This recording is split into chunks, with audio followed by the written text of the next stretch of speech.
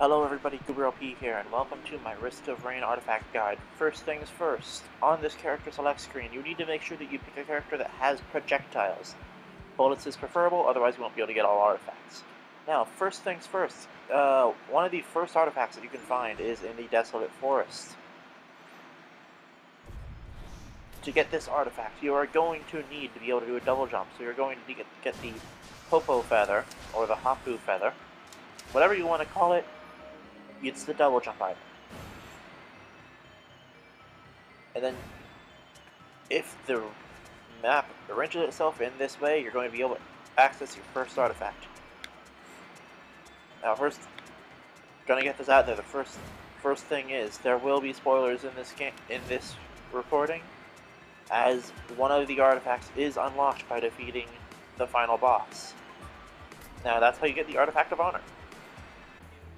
The next artifact that I found in this recording session was in the Arctic Valley, or Arctic Tundra. It's one of the two.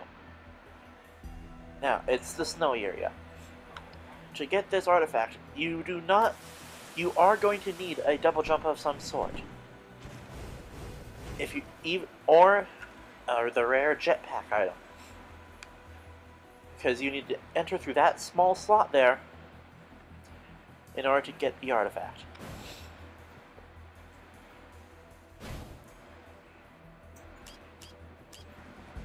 Now, when you enter this area, there are going to be 5 buttons that you need to hit before the first one gets deployed.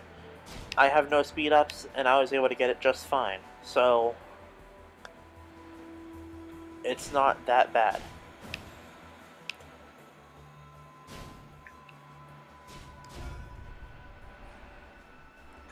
And that is how you unlock the Artifact of Glass. The next artifact that I found was in the Hive Cluster. To get this artifact, there is a couple of different ways that you can do this. You don't need any upgrades of any sort for this, although speed upgrades or double jump upgrades are useful. These glowing vines are always here. So, you just need to jump across with the vines. I fall here, but you want to latch onto that vine that's hanging down and climb up and get the artifact. Now, I'm just going back up here to get it in this gameplay so I can show you how getting them all and how they basically this is what I was meaning about the jumping thing, because at this point I had gotten another double jump as well as a jetpack, the gravity lowering item. Anyway, I'll meet you at the next artifact. The next artifact is in the secondary first stage that you can have, which is the Dried Lake. Now, this is why I said you're going to need a character which has bullets for their projectile, as this stage cannot be gotten by a melee character. So, a character like the I'm not sure it's the Enforcer. Sorry, the Mercenary, the Loader, Handy, they won't be able to get this. I don't think Chef can get it. Engineer can't get it, unless you're extremely lucky with the turret, and even then I don't think you can. But you need to have bullets so that you can shoot this crack in the wall, and then when you get through here, there are 3 buttons on the wall that you need to hit very quickly, like within a second of each other. Maybe 2 seconds. And that's gonna spawn you the Artifact of Kin. In the 4th stage of the game, this is the Magma Barracks. You can get another artifact here. Now, you will know that there is a chance of this artifact being able to be spawned. If you look in the bottom right corner, there is no path leading over so that you can unlock a character. I'll be making a character unlock guide in the future. However, you'll know that you can spawn the artifacts if these little segments in the wall, you can hit them.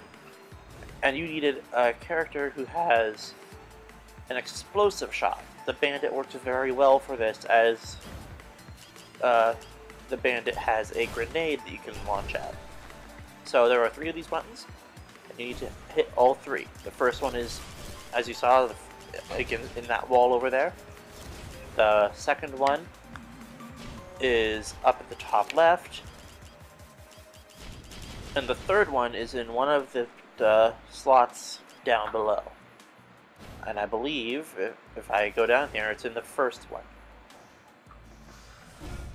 And then when you manage to hit all three, you spawn an artifact. The Artifact of Sacrifice, which you'll see me pick up soon.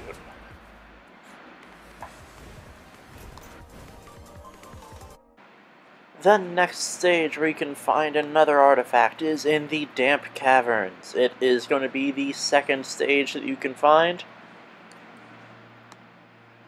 if you are lucky. Now, in this stage, there is a couple of ways that this level can spawn. The way that you can definitely tell if the artifact is going to spawn is if you have these long platforms up here, I think. I'm not going to claim to be an expert on this game, I just know where the artifacts are and what they do. Now, since I was just recording these, I was picking up items as I was going there. I'm not going to necessarily cut them out, simply because it's part of the game. So, when you see this structure up here, it's on the right there. On the platform underneath the weird stairs thing, you will have a thing that you need to do over on that bottom platform on the right. Now, I had some trouble figuring out what to do with this. I really actually don't know what I did. So, but eventually, the artifact just unlocked. And I believe it's the Artifact of Distortion. Now to get this, you're going to want to just go down that little vine there. And there you go. There's another artifact that you will now know where it is and what to do. Let's go to the next artifact. The next artifact that you might be able to find is in the Sunken Tomb, I believe? I don't quite remember the name of the level. It's either Sunken Tomb or Sunken Depths.